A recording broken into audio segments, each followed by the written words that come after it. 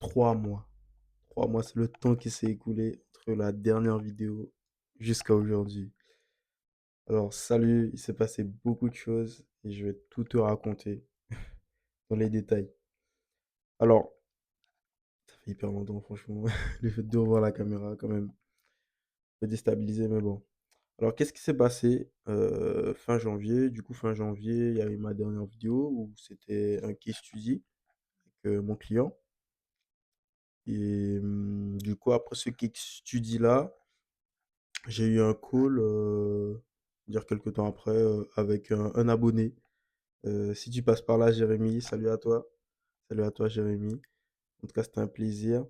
Ensuite, on a parlé un peu bah, de l'IA et vu que lui, il était en Guadeloupe, il est en Guadeloupe, franchement, ça m'a fait plaisir de voir eh bien des personnes qui sont dans les îles, qui sont dans les dom-toms comme moi, en fait. Franchement, ça m'a fait plaisir de pouvoir discuter avec eux, voir leur vision, voir comment ils voient les choses dans l'IA. En tout cas, c'était un plaisir. Ensuite, vers le même jour, on va dire vers, fin janvier, j'ai démarré une aventure sur Insta. Oui, parce que j'ai un Insta qui s'appelle axel.sas. Je pense que je le changerai d'ici là parce que là, je vais plus me reconcentrer au niveau de l'IA. Enfin, ça dépendra vraiment de ma décision, mais normalement, il est censé être changé. Et du coup, sur ce Insta-là, j'avais un positionnement assez clair, qui était de pouvoir faire un SaaS en moins de 14 jours ou en moins d'un mois en soi. Et donc, j'avais un hyper gros rythme de vidéos. Je faisais des 10 vidéos par jour au minimum. Franchement, j'étais matrixé par Marvin Ndiaye. Je sais pas si vous connaissez, mais franchement, je bombardais les vidéos. Et à côté de ça, avec mon mentor, on a mis en place eh bien, un follower ads. Follower ads, c'est-à-dire que bah, c'est ça qui ramenait aussi pas mal de leads. Et donc, ça, plus l'organique, franchement, ça faisait un bon, une bonne synergie. Et du coup, ça m'a fait monter en compétences dans le sens où, ben, vu qu'il y avait beaucoup de leads qui arrivaient, moi, je devais faire du setting, c'est-à-dire prendre contact avec eux, savoir ce qu'ils aimaient bien sur mon compte, pourquoi ils sont intéressés par le SaaS, etc. Toutes ces choses-là. Et pour les plus curieux bien d'entre eux, les prendre en call pour voir s'ils ont un projet, viable et voilà quoi. Le but, c'est vraiment que je puisse, m'occuper de leur projet et construire leur SaaS et je dirais une semaine plus tard, en tout cas vers février, c'est là où j'ai pu closer mon premier client avec, cette nouvelle offre à plus de 1 100 €.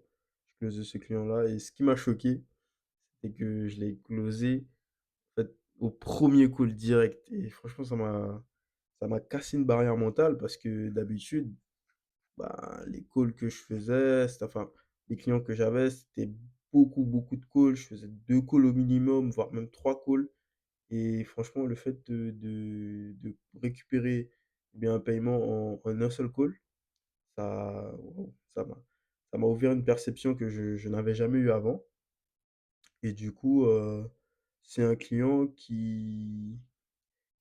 avec qui j'ai fait son SaaS du coup et là on est à la phase, 2 parce qu'on avait fait la première phase ensemble. C'était vraiment, on va dire son SaaS pour lui, mais bon, au final, il veut vraiment pouvoir le mettre pour le public. Donc, on travaille sur cette phase-là, donc je suis toujours, bah, avec lui à l'heure actuelle et entre-temps, c'est vraiment une histoire farfelue. Entre-temps, il y a une cliente, comment dire?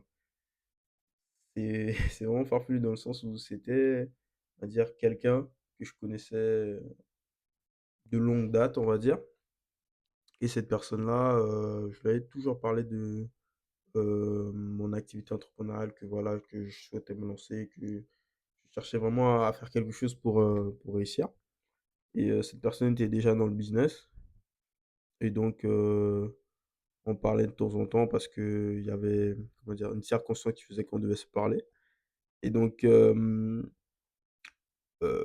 du coup, à ce jour, elle m'avait envoyé, un message pour que, elle avait besoin de mes services du coup et donc on s'appelle, on fait un call et aussi, c'est là que j'ai vu que j'ai un peu changé, on va dire, ma manière de closer, enfin en closing tout court, j'ai monté en compétence.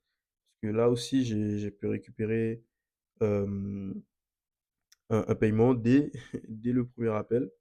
Alors que on va dire allonger l'anecdote, cette personne-là, ça faisait longtemps qu'on devait travailler ensemble, mais à chaque fois, il y avait beaucoup d'allers-retours et c'était pas une personne qui était, on va dire, très sérieuse et beaucoup de no-show. Enfin, c'était franchement la relation était galère et en fait, toutes ces choses-là, c'était vraiment des red flags que je devais prendre en compte, mais que je n'ai jamais pris en compte et en fait, la réalité est là et c'est que une fois que, bah, j'ai récupéré le paiement, on allait commencer la mission, en fait, avec cette, personne-là et là, il y a eu un gros quiproquo parce qu'en gros, pour la faire courte, en gros, je devais lui faire une automatisation et bien, pour, de la prospection et moi, je travaille sur certains outils, comme N8N, typiquement et N8N a un abonnement,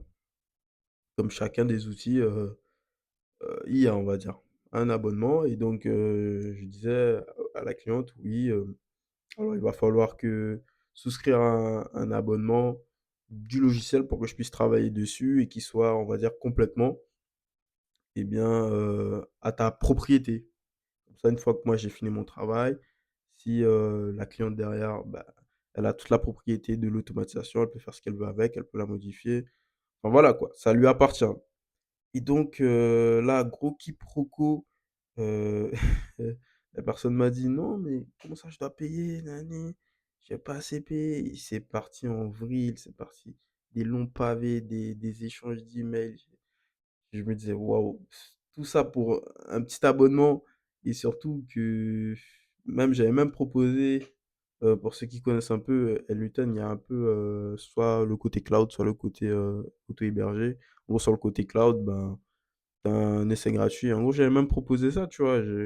Franchement, j'ai tout fait pour, on va dire satisfaire le client et me mettre de son côté.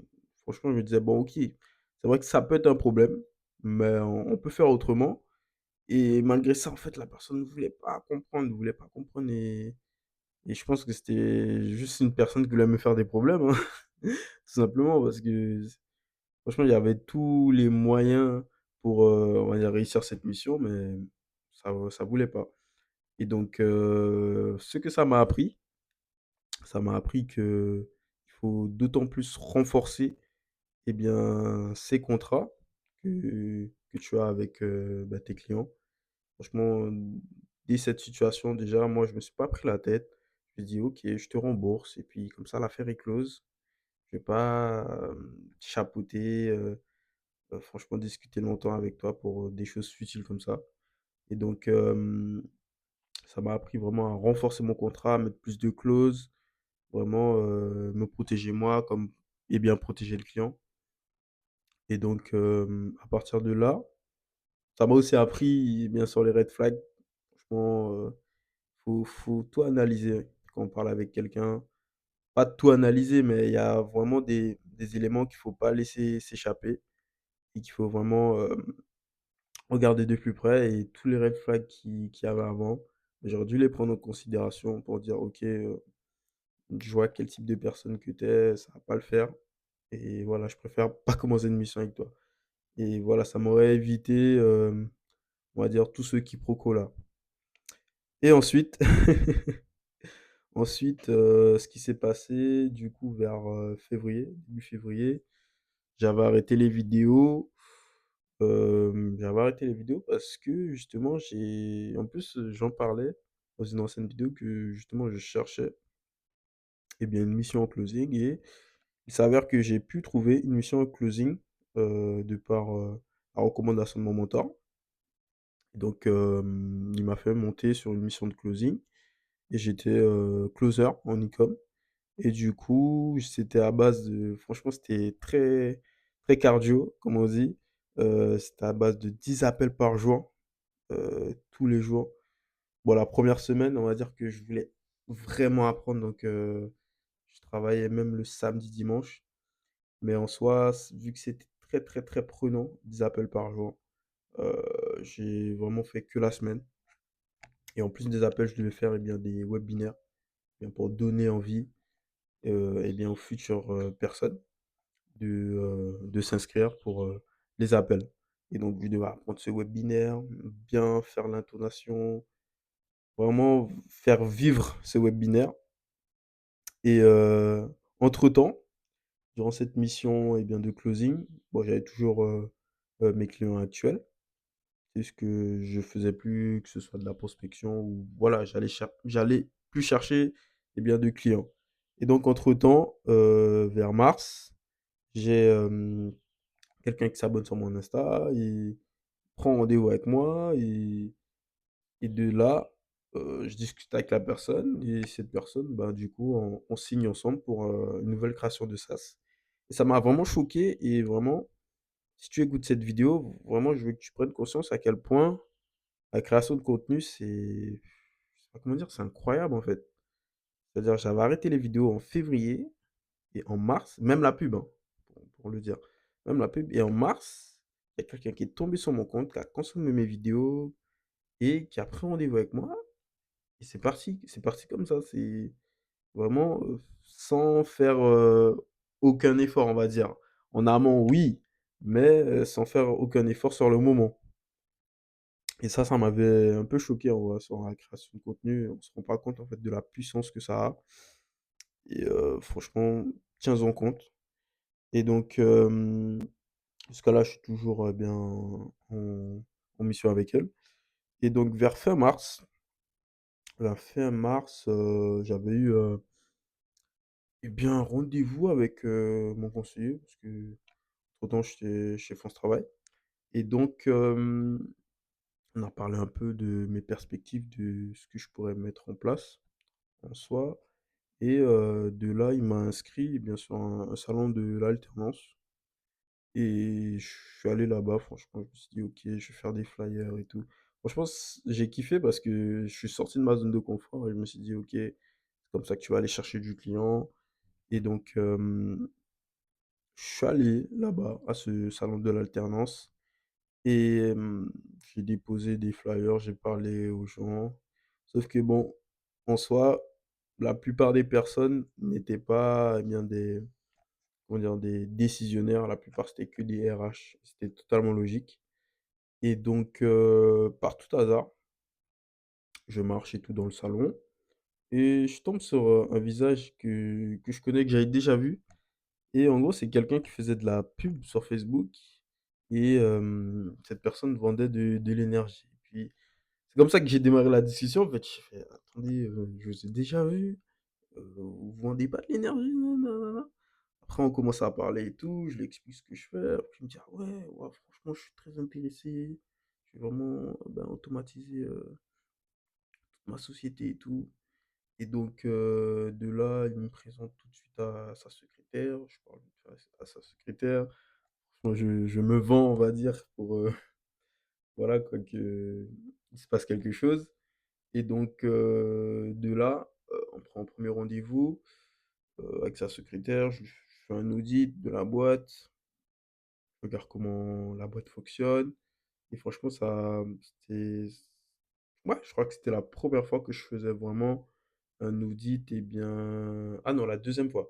La deuxième fois que je faisais vraiment un audit, complet, dire dans les bureaux et franchement ça m'a beaucoup plu d'être dans les bureaux avec le client et donc de par cet audit, ce qui s'est passé, hem, j'ai vu quelques axes d'amélioration et la future mise en place, eh bien, d'automatisation et de là, on est parti sur une première mission, hem, d'automatiser, eh bien, les devis parce que c'était quelque chose qui prend vraiment beaucoup de temps en soi, pour cette société-là, enfin toutes les sociétés, hein, toutes les PME, TPE, ça prend vraiment beaucoup de temps et donc de là, c'est la mission que je continue à l'heure d'aujourd'hui.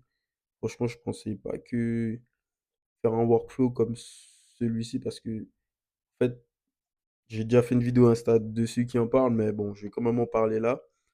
Le plus long, c'était vraiment le fait de faire des tests et vraiment appréhender les subtilités et bien du métier, bah, de la secrétaire parce qu'en l'occurrence, c'est la secrétaire qui fait les devis. Du coup, il y avait plein de subtilités, plein de changements dans le devis que je devais mettre, en œuvre dans le workflow pour pas qu'il y ait des erreurs et donc c'est tout cet aller-retour, ce va-et-vient qui a fait que ça prend beaucoup de temps et en fait, pourquoi je dis que c'est maintenant mon partenaire? Parce qu'en soi, on a beaucoup de projets ensemble, donc déjà, c'est déjà bien et il va même m'aider bien sûr, cette boîte-là que je suis en train de monter et franchement ça fait plaisir d'avoir, du réseau parce que franchement, si je peux donner un conseil, vraiment faites du réseau. C'est vraiment ce qui va vous aider dans votre aventure entrepreneuriale. Et vraiment tout seul, c'est déjà que c'est galère, déjà que c'est galère parce que là, je suis tout seul, j'ai pas d'associé donc vaut mieux avoir des partenaires. Parce qu'un associé, c'est bien dans le sens où, bah, si, vous avez des compétences complémentaires, ça, ce sera vraiment cool. Mais c'est surtout que, l'un peut, pousser l'autre vers le haut et ça, c'est incroyable. En fait, donc c'est qu'il y a jamais vraiment des baisses de motivation quand tu es à 2. Enfin, je sais pas vraiment, mais je pense que tu as moins de chances d'être démotivé seul qu'avec ton associé et voilà pour résumer un peu le tout, qu'est-ce qui sera l'avenir de la chaîne? Franchement, je pense commencer les tutos et mais plus les axer, on va dire, en mode étude de cas. Étude de cas pour, bah, les personnes qui soient dans les DOM-TOM ou même en France. Mais vraiment plus les axer études de cas parce que sinon ça serait juste on va dire, du recopiage de ce que le marché a déjà et en soi je me dis: «Je peux le faire» parce que, bah, c'est un peu ce que le marché désire, c'est comme ça que ça peut attirer des personnes. Mais, je crois qu'au fond de moi, c'est pas vraiment ce qui peut m'animer au maximum. Même le côté B2C, accompagner des personnes, c'est vraiment quelque chose qui serait intéressant en soi, mais c'est pas quelque chose que je vois vraiment dans l'immédiat. Même si que tout peut changer, hein, tout peut changer en soi, mais en tout cas, au premier abord, là, à l'heure actuelle, ouais, je pense plus me concentrer sur la limite des tutos et les anecdotes et je raconte ma journée comme d'habitude. En tout cas, si vous avez des suggestions, dites-moi ce que vous préférez, qu'est-ce que vous auriez aimé avoir sur cette chaîne et je m'adapterai. En tout cas, merci d'avoir écouté bien cette vidéo. Ça fait hyper longtemps, franchement, ça fait plaisir de reparler à la caméra. J'espère que ça va vous faire plaisir. Et donc, on se retrouve à une prochaine. Ciao.